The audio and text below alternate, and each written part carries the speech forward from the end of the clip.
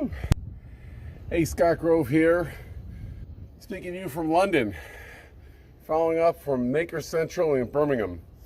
It was an amazing time, and boy, if you ever get a chance to go to Maker Central, hopefully Nick will do it again next year. It was just incredible. All the great makers were there.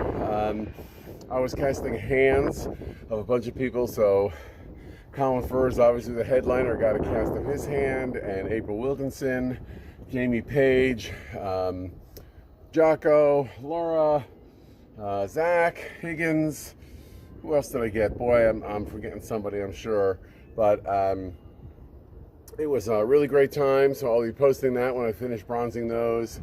And what else happened? I gave a talk on the main stage. I think they'll be streaming those, or I know they recorded it, on how to be a successful craftsperson, and that's it. So yeah, I'm on a rooftop here visiting some friends in London. In fact,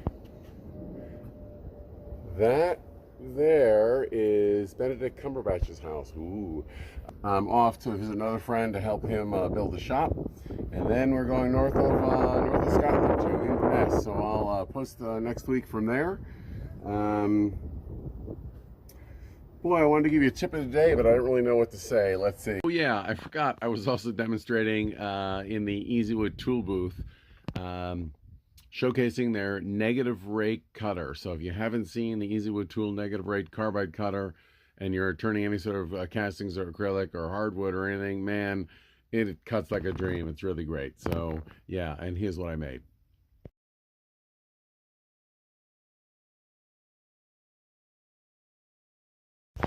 Okay, so I do have a tip of the day. Traveling tip, actually.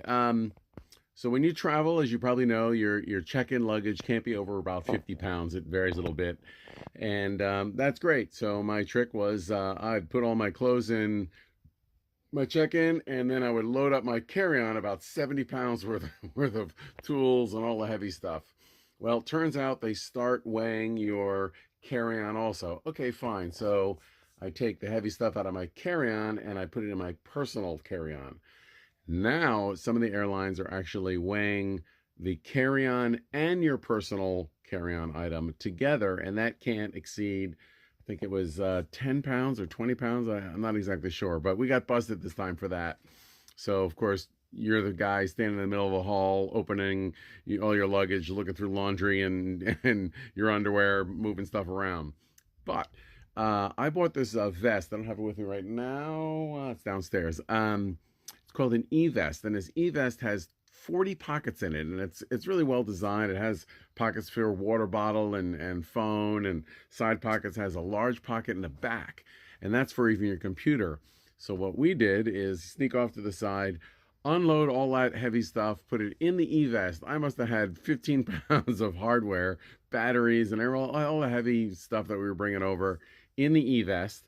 Walk up to the counter, then they want to weigh your two carry-ons, your personal item and your carry-on. You put that on. We were right at, I think it was 20 pounds, right on the money. And then they put stickers on those bags saying they're approved. They check your bag and they weigh that too, and then you're off. And then, of course, once you get through security, you can unload your vest and load your carry-on. So that's the trick of the day. They're trying to get you any way they can. But hope that helps next time you're traveling overseas, or even I think they might be doing that in the States also. But there's my tip, and we'll see you. Okay, bye.